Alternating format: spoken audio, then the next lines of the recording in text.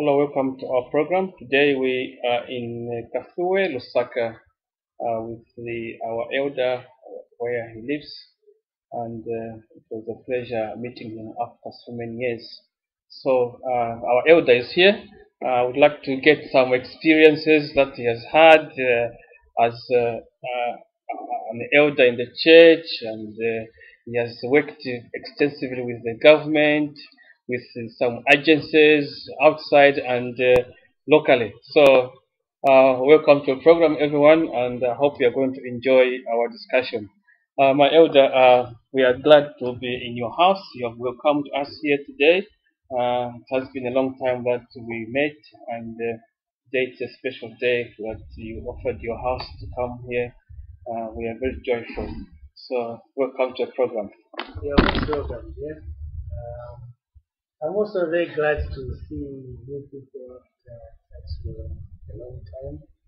I've always been praying for you, thinking of you, and of course, each time I've communicated with you, it has been a pleasure for us. We have been doing quite a lot from the time you left us. We have expanded in the country, in the church, especially in new buildings. Membership has been increasing, new districts, and personally, I moved from Copperbelt up to here, Lusaka, and Nkapure. So it has been quite a lot of change, adjustments, a few challenges here and there. But God's work is very nice. Wherever you go, you are accepted, you are welcomed, and you find a lot of work to do.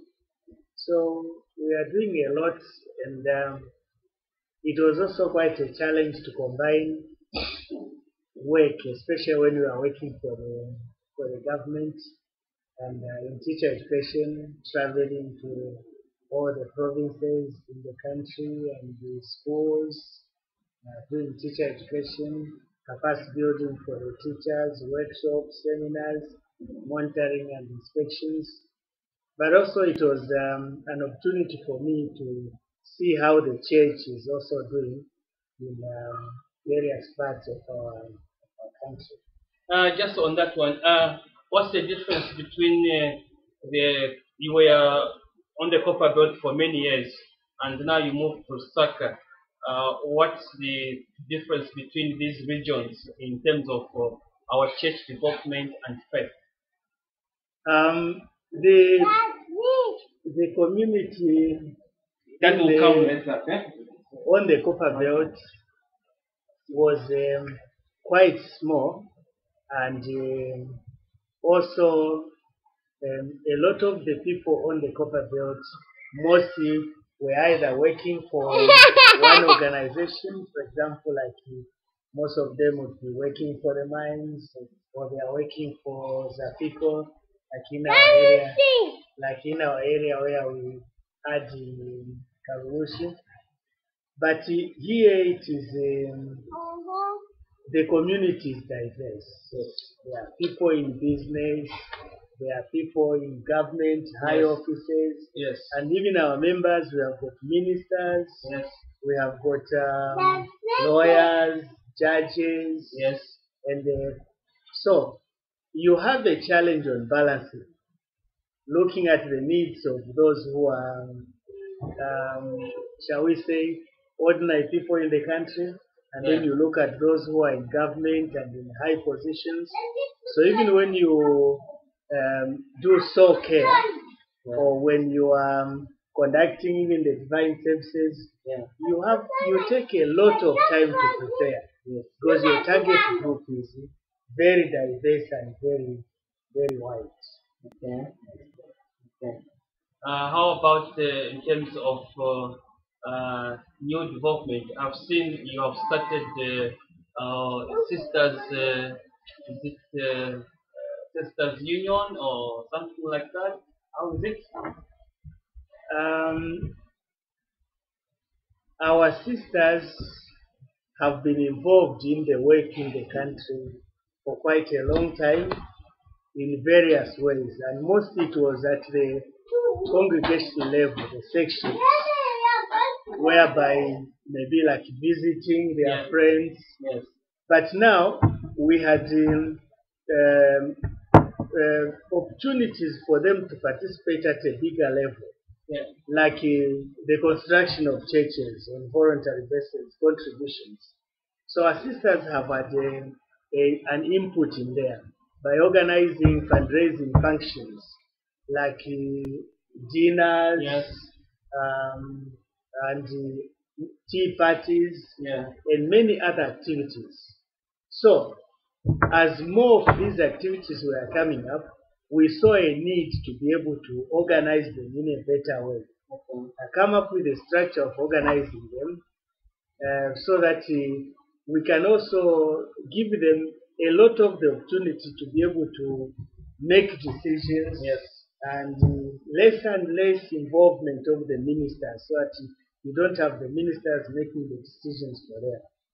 Now we have done some guidelines for their activities, and we are doing some capacity building for the leaders of the sisters. So this is the stage at which we are. Like I said, we have got a lot of educated people in the country, and some of our sisters are lawyers, they are judges, doctors, and so on. So we have also seen one other aspect. How can we harness the resource which we have amongst our sisters? If they are in education, how can we harness that resource so that they can provide education even in the church?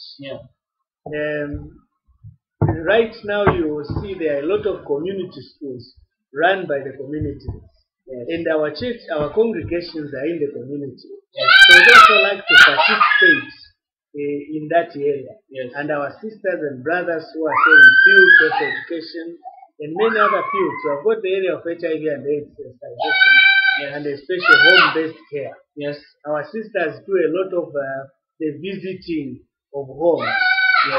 So we are looking at providing them with basic skills so that they can also provide care to those who need care, especially in the area of HIV and AIDS and many other chronic illnesses. So, how do the administration, the special admin brothers, some of them, the concepts are new. Don't they feel like the sisters are taking over their responsibilities, and maybe they would like to become ministers as well? Yeah, that is true. That issue of the relationship between the ministers and the sisters, the questions, where are we going? Will these sisters not do something beyond what they are supposed to do? But it's very clear, first and foremost, the church does not ordain women into ministry. And the preachers in the New Apostolic Church are those who have been ordained. But the sisters can do all other jobs apart from conducting the divine services, which are just exclusive for those who have been ordained into the ministries. But what we are doing is to build capacity in the ministers. So we have got capacity building programs for the ministers. We are running workshops, we are running seminars, we are even running conferences. I just came back from the conference yesterday with the apostles. So we had all the district ministers in our area and even their spouses. So we had a conference for the ministers and their spouses. So we had activities for the ministers alone, activities for their spouses alone, and then we had combined activities. And I've been touring the country since my retirement. In fact, I haven't sat down. It is like I'm still working for the ministry because I still go around the country conducting now this time workshops and seminars for the ministers in the church at all levels. We have done the liturgy, the extended liturgy, we have done the catechism, and now we have moved into management of the congregations, training the rectors on how to manage the congregations. No, that was lovely. Our time is running short, and next time I come, we shall expand on the church activities. Please, thank you very much for meeting. You can say bye to the other children of God in New Zealand, Australia. Please, you are most welcome. New Zealand, we love you all. Here we say bye.